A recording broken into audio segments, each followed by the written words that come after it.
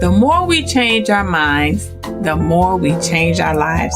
You're inside the Mom Stuff Coffee Shop, a podcast dedicated to helping you get back up again, turning your pain into power and your trauma into triumph. I am your host, KK Smith, and welcome to today's show.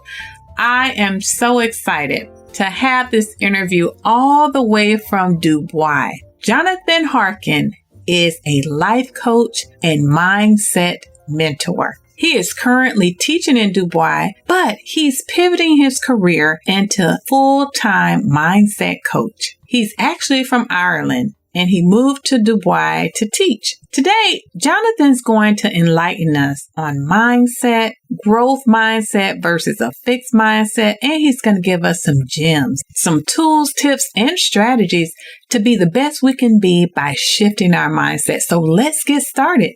Okay, everyone, welcome to today's show. We are joined by Jonathan Harkin, and Jonathan is a life coach and mindset coach. Jonathan is living in Dubai, but he's originally from Ireland. So welcome to the show, Jonathan. Hey, Kay. How are you? Good. How are you today? I'm so excited to learn about mindset shift and life coaching and everything that you have to offer our listeners today. Yes. So first of all, thanks very much for giving me the opportunity to come onto your show. I've been following you for a while now. I've been enjoying your podcast and all the little bits and pieces you're doing on the side. So enjoying your mindset shift journey. So it's a pleasure to be on the show today. Thank you so much. I wanted the guests to know a little bit about you. So can you tell them how in the world did you get from Ireland to Dubai? So could you tell our guests a little bit about yourself? So it's kind of I don't know what kind of story you want to call it. So I just finished up my teaching diploma. My college days were behind me, so I had to start looking for a job in the real world. And there was quite a lot of Irish people moving towards the Middle East just for the experience of teaching abroad and maybe a bit of the lifestyle. And she was my ex-girlfriend at the time, called me, and she told me out of the blue that she was moving to Dubai to work with an airline in Dubai, and I kind of still had a soft spot for her, so my heart kind of sunk a little bit. And she moved to Dubai, and I was scratching my head for a year wondering maybe that's the one that got away. So then I decided that I would apply for a couple of jobs in the Middle East and maybe we would cross paths again. So eventually I did get a job in Dubai. I remember our first night out, I was super excited that I'd get to see her again. And when we crossed paths, she actually just looked me up and down and kept walking. So it wasn't the best start to my Dubai experience, but I was very persistent. And now 5 years later, we are living together in Dubai Marina. And we just got engaged at Christmas, so it all worked out well. Wow, congratulations. That's an awesome love story. Oh my goodness. So you love Dubai? How is Dubai? Dubai is great, yeah. It's, there's so many different nationalities now. It's a real hub, a business hub, holiday hub. It's a real safe place. It's a great place to live, especially, for probably people around my age as well, just to experience the Dubai lifestyle as it is now. And even for someone who's interested in traveling, you're really close to countries around Asia, the Middle East, that maybe you wouldn't have the chance to visit as frequently or as conveniently if you're living in Ireland or even the USA. So it's great for little things like that. And the weather's good as well. That's awesome. Okay, I wanted to get into, you're a mindset coach, you're a life coach, and you help people to awaken and unleash to a new mindset. So I wanted to talk about, why is mindset so important? Mindset has probably just become more spoken about probably in the last couple of years, especially in Ireland. Mindset, mindfulness, things like this. And I started to become really interested in it lately, and especially during COVID-19. You've seen a lot of people at home locked up in their houses, not being able to travel, see their friends, families, and maybe depression, anxiety, things like this were really coming to the fore. So I really wanted to give my tools and life experiences to people who it might help. And I worked with a few clients who were really struggling during the lockdown. And the feedback from them gave me great confidence to push on and maybe work with more clients. I originally got into the mindset coach, motivation coach, as I just was thinking of my own experiences growing up from maybe 16, 17, 18, playing with the local football team, doing well, going to college, not really knowing why you're going to college at a young age, just going to college because that's what people expect you to do, coming out of college, not knowing where you're at, and maybe just take a few probably wrong decisions. There's a big drink culture in Ireland, and maybe people like mask their feelings or their anxiety with drink a little bit. And maybe I chose that path a couple of occasions. And you don't realize when you're in that rut where you should go, what path you should take, or even that you're in a rut at all. I just remember being at home sometimes and I just stopped going to football training. I physically couldn't even get out of bed sometimes. I'd stand at the window. I could see the football field from my window. I just couldn't bring myself to go there. But I could bring myself to a pub on a Saturday night with my friends. But even at that stage, because you don't know, okay, I should have a job now, but I don't, and you're really anxious around people. So the reason I got into mindset and that side of things is to help young adults from 16 onwards to maybe have a little bit more clarity in what they're doing, a little bit more direction, set a few goals, and maybe just avoid those decisions that other people have maybe taken before them and wish they haven't, and just have other people learn from mistakes that maybe you have or other people have before them, and make life easier for them and give them a better chance, better go at things. And knowing that they can choose a different way. Just because they're immersed in a culture or something is normalized, it doesn't have to go that way for them. So how did the drinking culture for you change from moving to Ireland to Dubai? Is drinking normalized in Dubai? And how has your journey been? Have you totally stopped drinking altogether, or how has it changed your life through a mindset shift? I've probably highlighted drinking there, but I wouldn't say, maybe some people would say I was a massive drinker. I love to party. I wouldn't say that I was alcoholic or anything like that. Okay. But it definitely affected, sports throughout the years. It affected maybe with friends and stuff and things like that. Even sitting, drinking with friends, my best friends, you'd be filled with anxiety sometimes, but that was just me personally. But just reflecting on that now, how many other guys my age were feeling the exact same way, but just don't speak about it. Right. So moved to Dubai, and it was great, yeah. But then you meet the Irish community and you fall into the same pattern again, after work on a Thursday. You go out for your drinks. Friday, there's probably a brunch and people are drinking again. And that can very quickly snowball into the same path if you don't have direction or goals or a bit of guidance, or if you just don't know why you're here or what you're doing here. And I think that maybe affected me in my first year here. So I had to take a little step back and have a look at myself, and that's where my mindset journey and my coaching journey began from there. Okay. Now, let me ask you this. What has been one of the major mind shifts in your life? You've had a major mindset shift just moving from Ireland to Dubai. I think that is major. But what has been one of your major life shifts besides when you were younger? Can you talk about something that you shifted and how has it changed your life? Well, just recently, a massive shift for myself. I just started to basically have a look at myself in the mirror for the over the last year, just being accountable to myself. I remember there was times when I first moved out or before I moved out, in an elevator going to or coming back from work, I couldn't look at myself in the mirror of the elevator. Didn't want to know. I didn't want to face that reality that I was messing about at the weekend, thinking I was a great man, and then down in the dumps through the week. So I just had to pull up the mirror. I took out a whiteboard, wrote down a few home truths, and it became my accountability mirror.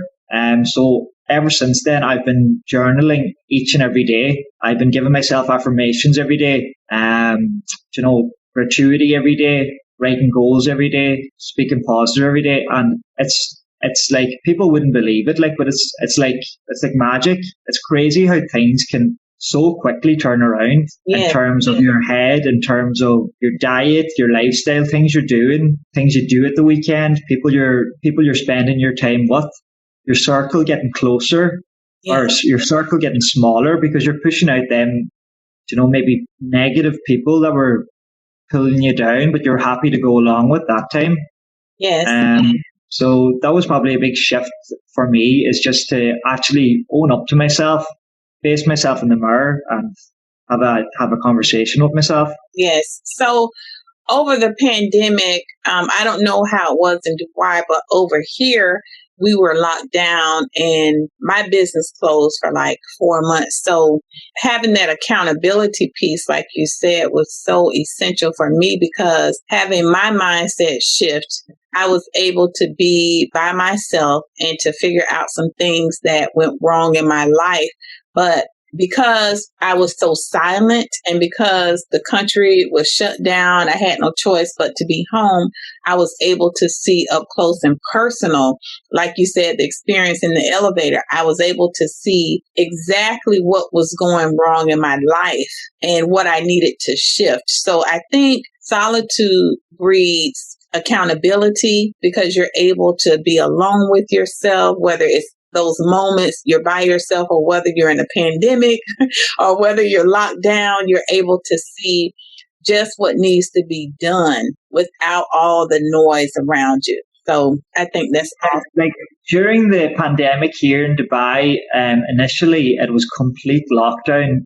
So it was me and my girlfriend Catherine, locked down in a 1-bedroom apartment, 30 stories high, and I think you were only allowed to go to the shop like once a week or twice a week or something like that. There was drones flying around the sky. No one was allowed out in the streets. Wow.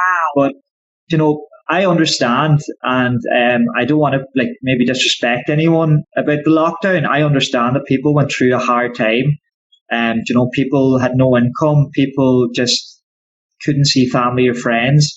But I can put my hands up, and I could say that lockdown was the best time I had in a long, long time. Yeah. We spent so much time together, made plans. We trained like I've never trained before in a 1-bedroom apartment. Lost so much of my life. Learned a couple of new, tried to learn a bit of a new language, new instruments, just things like that. During that pandemic, I actually lost my job, but it was the most positive time in my life. That job actually came back to me just from affirmations. So I do understand people went through hardship. Those are the people I kind of want to work with. But in a personal place, that was one of the best times of my life, being locked up in this apartment. Yes, that was awesome. Just self-reflection, and you're able to really settle down. And some of my other guests have said they've gotten to know their spouses better. They've gotten to know their kids better through the pandemic. So it wasn't totally bad. It was a good thing, a great time for self-reflection. So I wanted to ask you about, since you're a mindset coach, I wanted to talk about, could you share with our listeners the stark differences between a growth mindset and a fixed mindset? Because so many times I think we stop ourselves in life with so many plans and dreams and things that we really want to get done in life, but we subscribe to a fixed mindset. So can you talk about what can help us through a growth mindset? Well, I think it's everyone has a bit of a bit of both, especially now in January with the New Year's resolutions, and that they probably last maybe 2 or 3 weeks, that they're going to work out, or that they're going to go on a diet that'll last maybe a week. But a big thing for me in changing a fixed mindset into a growth mindset is a part of my NLP training is the L. So the L stands for linguistics, which basically means language. So what I'm talking about here is body language and the way you speak, but not just the way you speak to others. It's the conversation you have with yourself every single day. You know, there's a huge difference between, even if you're not in great shape at the minute, if you're telling yourself, I'm not in great shape, that's what your brain's hearing. Your brain's hearing the truth no matter what. But even if you're not in great shape, but you're working towards it, change that to the past tense. I used to not be in great shape, and keep telling yourself, I am in great shape. Day by day, step by step, if you keep having these affirmations, I am in great shape, I am a good husband, I am a good teacher, I am whatever you want to be, I am a millionaire, if you keep telling yourself this, where your energy goes, where your mind goes, energy will flow. So like, I would highly suggest to anyone, first thing in the morning while you're having a cup of tea, just to open up a notebook and write down a couple of gratuities, write down things you're thankful, 5 things you're thankful for, and write down as much affirmations about yourself that you believe to be true, because day by day, those beliefs will begin to develop into habits, and that will develop into who you are. And like I said before, it's like magic, but it's tried and tested over and over. You can see just as recently there, even that Irish fighter, Conor McGregor, he's a big man for affirmations. He tells the people how he's going to win inside the ring, and he more than likely does it that way. You know, affirmations are a real thing, and it's a great practice. Even if it's just for your own mental clarity, it's a fantastic practice, and I would recommend it to anyone. And does it go back also to what we normalize? Because sometimes in different cultures, we normalize certain things. Like you were saying that you have traveled to different areas. Can you talk about your travel when you were little? Because we've talked before. So can you tell our guests your travel that your family normalized for you as a young person? Yeah, so we, mum and dad always brought us somewhere in Europe for 1 week holiday every summer. So that was probably a real Irish thing to do if you were lucky enough to afford a week or 2 weeks holiday abroad, which we were. Mum and dad worked very hard. So we'd go to Spain or Portugal. And then recently, when I was probably about 12, we went to Mallorca, and Mum really liked it there. And we've been going there every year since. Now, I haven't been with them for a couple of years now. So it's my sister's left on her own to go on holidays with Mum and Dad. But I think their new destination is Dubai. They've been coming here for the last couple of years to visit me. So that's my traveling. That's awesome, because the reason why I speak on this is because I think so many people can trap themselves into thinking small, into thinking, I can't do this, I can't do this, I can't go here, I can't go there. And you know, it's so many people that are scared to fly, scared to get on a plane. But I used to always tell my mom, she's passed away now, and she wasn't particularly scared of travel, but there were so many things in life that she wouldn't do. But I would always tell her, you're making your life small. You're putting yourself in a box. And I could remember my daughter and I traveling to go see one of my sisters, and these 2 young men were sitting in a seat across from me. And the one young man, he just walked off the plane, and he was just so full of fear. So the plane got ready to leave. And I turned to the other young man and I said, well, where's your friend? Where is he coming back? He said, no, he was so scared. He never flew anywhere. And I don't know how he's going to get back home. I don't know how. So we can put ourselves in a box with the things that we're telling ourselves, and we could scare ourselves out of the best parts of our lives without having a growth mindset. Yeah, like, and I see that like most of my days here in Dubai, because especially being around so many teachers, just even anyone who's working, that fear of even going into work on a Monday morning, like fear is false evidence appearing real, and it's just a story you're telling yourself. Being scared is a choice. Any state is a choice through the language you speak to yourself. If bravery is your choice, if you're telling yourself, I am brave, that'll then translate into sitting on that plane, I am brave, tying the seatbelt and enjoying the ride. And then when you reach the other side, you'll be thinking of what was I thinking? What was I scared of there? It's Yeah. just it's barriers we build ourselves, and a part of it is probably worrying too much of what others think of us, especially in this new age of influencers and this, that, and the other, and worrying about what your neighbor thinks or what your friend thinks. But like those people who are probably holding us back through our fears Mm-hmm. are just probably like putting out their own insecurities on you. So Mm-hmm. maybe they just need an arm around them or a couple of tools to help them. But that does cripple a lot of people. But that's where I go back to the journaling and the affirmations again, especially just to build yourself up for something like that. Yeah, and you know what I find with that is sometimes we're worried so much about what other people will think, and other people, they're not thinking about us as much as we think they are. So it's just a thought. You take things that you really want to do in life and you don't do them because you're considering, oh, what will they think? What will they do?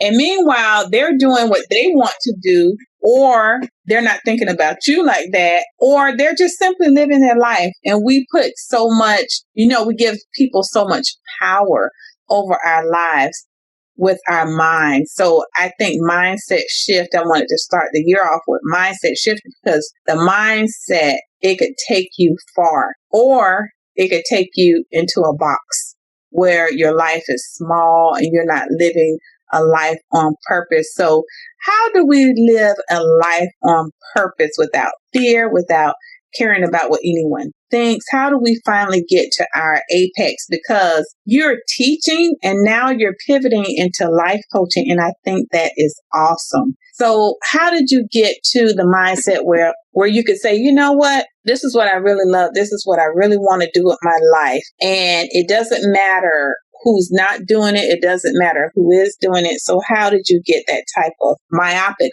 focus to shift your mind to do what you absolutely love? I work in a fantastic school. I think it's probably the best school in the UAE. Great people, so positive.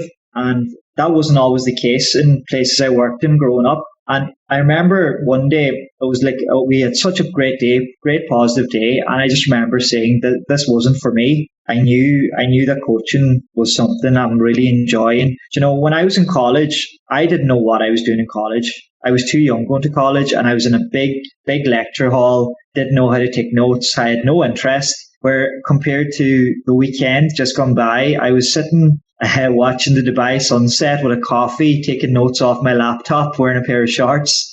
That's the two contrasting lecture halls I'm in now.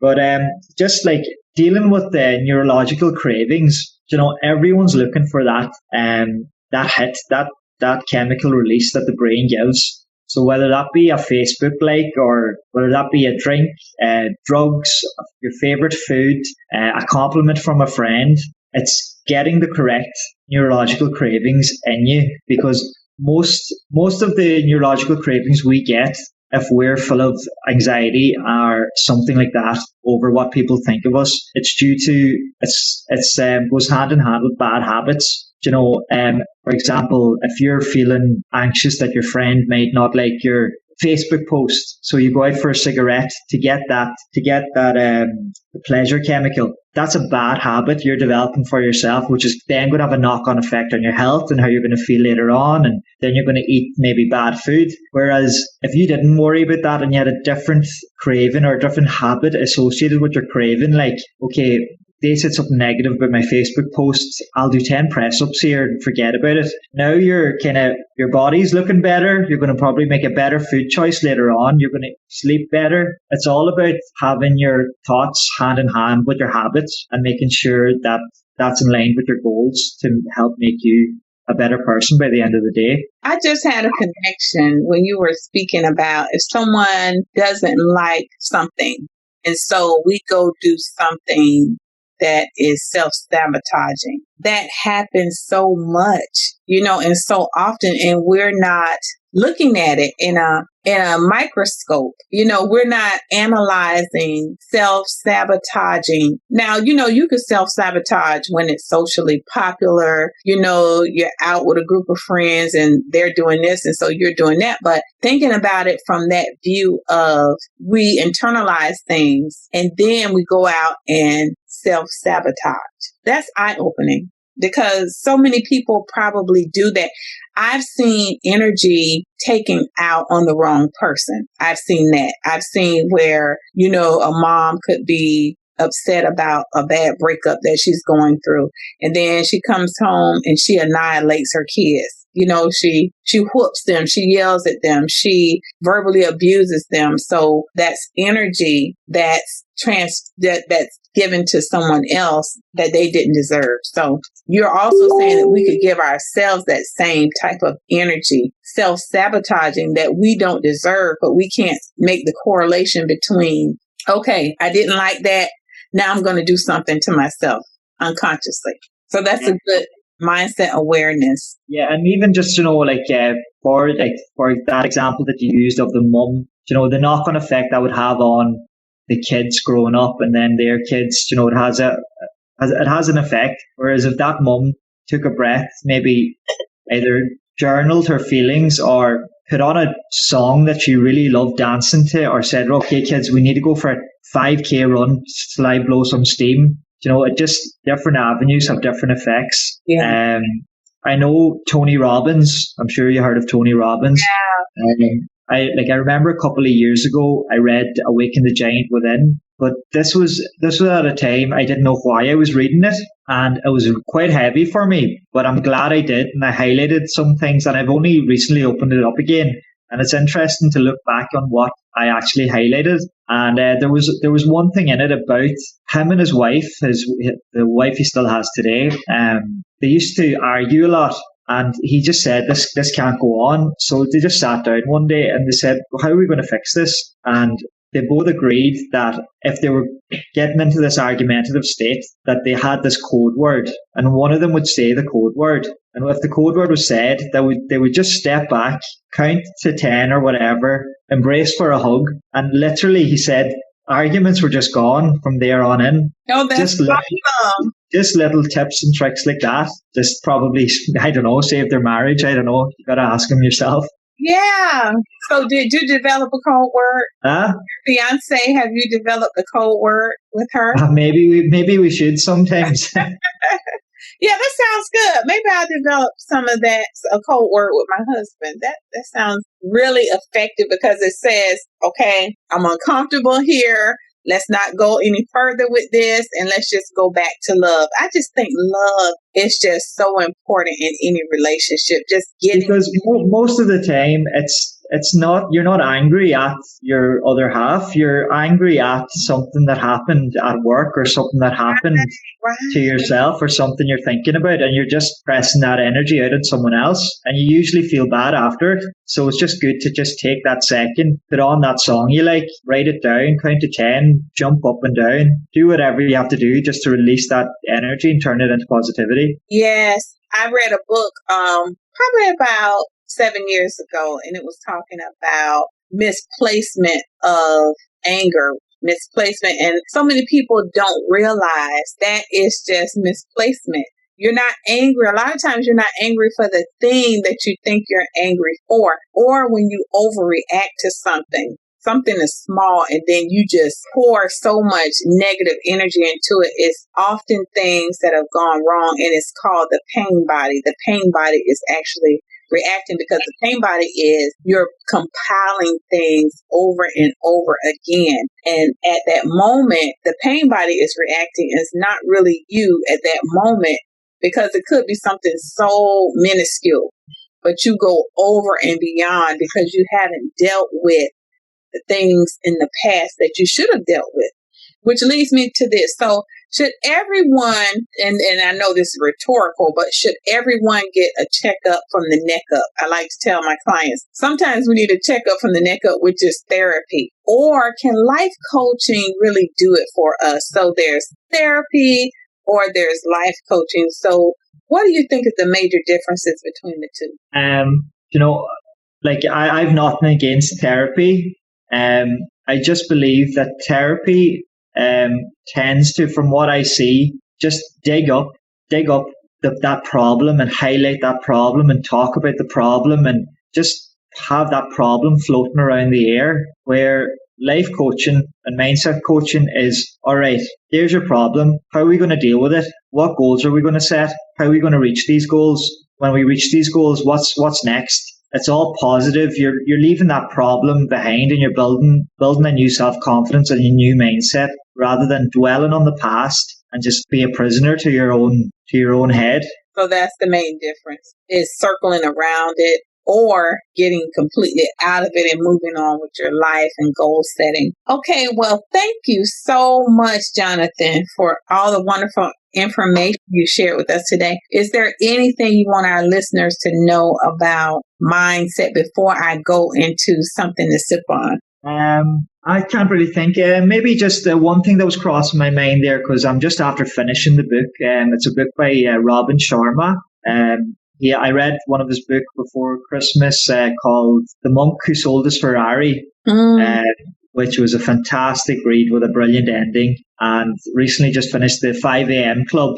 So since beginning this 5 a.m. club, I've actually started getting up myself at maybe 4:30, 5 a.m. And it's just changed my life massively. You're not getting up in a rush to go to work tired. You're up, you're fresh, you've got your meditation, your yoga, your run, your journaling, whatever it is you want to do done. And maybe instead of worrying at work, I have to go to the gym all day, or I have to do work after work, you can get it done in the morning. Yeah. So when you're driving into work, you have all your hard work done. So the day's done. You're in flow state then for the day. So I really am. I think it was I seen a quote from the rapper Wiz Khalifa. Mm-hmm. I used to think it was cool to stay up till 4 or 5 in the morning until I realized it's the real business to get up at 4 or 5 in the morning. Yeah. So I'm a real big advocate for that. So, oh my goodness, Jonathan, this is so much food for my soul right now, because I have been wanting to be a morning person all my life. So when I was a little girl, I was in high school, I used to have to get up to catch the bus at 4:30. And from that time, it was like a 4-year time in high school, I did not want to get up. I mean, I have fought this for almost 30 years, and I would love to be a morning person again, but it was just something that I had to do, and I absolutely hated it. I hated getting up like a 4:45 to get ready to get outside for the bus, and I think, that experience made me shut down on being a morning person. So how can we become morning people? I know morning people get so much done. My mother-in-law is a morning person. I know so many great morning people, and I strive to be a morning person. So I know we're talking about mindset. So can you give us some tips and tools for getting up in the morning? I would like to get up maybe 5 a.m. So did you do it over a 30-day period? How did it become a habit for you? Believe me, through the years, I was always, up until 5, 6 a.m., sleeping all day. It never even crossed my mind that there's a world that even goes on at that time of morning. I think I just, from reading that book, and then I have my goals set down, so I have my why, and I'd be a really motivated person anyway. And I'd probably be my own worst critic. So I wrote down the night before that I was going to get up at 5 a.m. So if I didn't get up at 5 a.m., I was basically pulling the wool over my own eyes. Mm-hmm. The fact that I wrote it down, I was accountable to myself, and I'd feel like I let myself down if I didn't. Now, after the winter break, I went home for Christmas. Now, it took me a week back in Dubai to try and get up early, but just bit by bit. And even if it's just to get up and go for a 5 minute walk, or even just walk downstairs and stand outside with a coffee, take it baby steps. But it'll really, really like open your mind, open your eyes, because no one else is up at that time of morning. There's a couple of people jogging or walking, but it's having a coffee when the sun's coming up it's just something else that you just have to experience. So how long did it take for you to make it ingrained in your mind, to make it a habit? So do you get up every day at 5, even on the weekends now? I started trying to make it a habit at the weekends, because once you're in that kind of flow, your body clock's kind of used to it anyway. And then I started noticing if I did sleep in till maybe 7 or 8, I actually felt like the day was wasted. I would be so annoyed with myself at 9 o'clock in the morning that I have the day wasted. Yeah. And I had a full day ahead of me. So yeah, you're like frustrated with yourself because you set the goal, you made the intention of being a morning person, then you slept in, you're like, oh man, I did a 30-day challenge to lose some weight, and I did it. And so I was talking to one of my friends one time, and she said, people just cannot change. I said, nope. That's a mindset. People can change, because, I never thought that I could lose that much weight in 1 month. And somehow I met my goal, and then the holidays came, and now I've gained the weight. But I did change my mindset shift, and I was able to accomplish that goal. So I know humans, we can set goals and we can shift our minds and have a better life. We just have to stop telling ourselves the same things over and over and over. We have to change the story. Like on that weight loss story, like I know it too well myself. Any of my friends who know me really well, some of my friends call me Ricky Hatton. He used to be an English boxer. After his fight, he would balloon big. He would get really, really fat. And then for his fight, he would lose the weight. And I have a couple of before and after pictures throughout the years that I would do the exact same thing. And it could be for 30 days or 60 days. But what I found is I set myself that goal, and that was my finish line, and that was it. There was nothing after that finish line. So that's why I rebounded back. As soon as that 30 days or that 60 days came and I was in the shape of my life, I was like, okay, let's go for drinks. Let's get the pizza. Yeah, that's it. Then that was me until I got back to that big size again. So now this time around, I have a goal in place for after that mini goal, I call it now, or whatever you want to call it. You have to have your steps in place for afterwards, just so you can keep on top of it and change yourself properly, instead of just a 30-day challenge and looking back and saying, oh, this time last year, I wish I was like that again. Yeah, because I had nowhere to go with my goals after the 30 days. And I was like, okay, I'm here now. Now the holidays are coming up. Okay, I'm going to gain, maybe 5 pounds. My sister and I were saying we'll gain 5 pounds, because my sister had an even greater weight loss. And I'm like, okay, I'll do. And she motivated me with the whole thing, because I saw so much progress that she was doing. And I'm like, okay, I can lose this much. And I had nowhere to go after my goal. So that's a great connection too. Have another goal after the goal that you've accomplished, even if it's maintaining that weight. How are you going to do it? How are you going to maintain that job? How are you going to maintain that relationship with your child? So constantly having other goals after we meet the other goal. That's awesome. You just hit the nail on the head there. Like, you were doing it with your sister, so you had an accountability partner. It's good to let other people know what your goals are, because then if you're not doing them, you feel like you're letting them down just because you told them you are going to do it. You don't want them to think of you as, oh, they're telling that story again, or they're not going to do it. It's great to have an accountability partner as well. Yes, and the older I get, I realize how important our words are to people. I don't make promises that I don't intend to keep. When I say that I'm going to do something, my word is my law. Or I say I can't do it. Before I will promise things and say, okay, I'm doing it because they want me to do it. But now if I don't want to do it, I'm not going to do it. So my word is my loyalty. And accountability, like you said, accountability partners is everything. So now, Jonathan, it is time for something to sip on. I'm going to ask you 3 questions that I want you to give me some great advice on. So the first one is, what brings you joy? What brings me joy?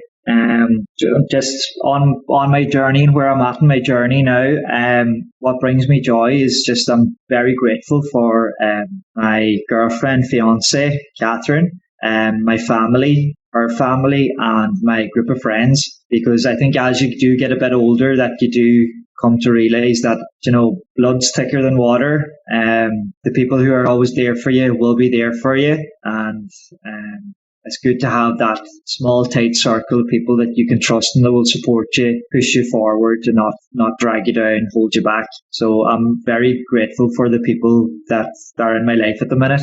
Yes, we can keep ourselves down so much by who we surround ourselves with. That has been a great realization for me over the past year. Who are you surrounding yourself with? Where do you keep going?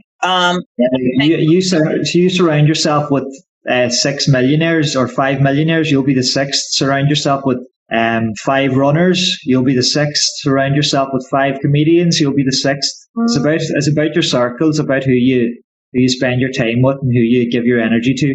Yes, Lord. Okay, the next one is, what are you working on right now in your life? I'm probably working on myself. I'm working on just building my brand.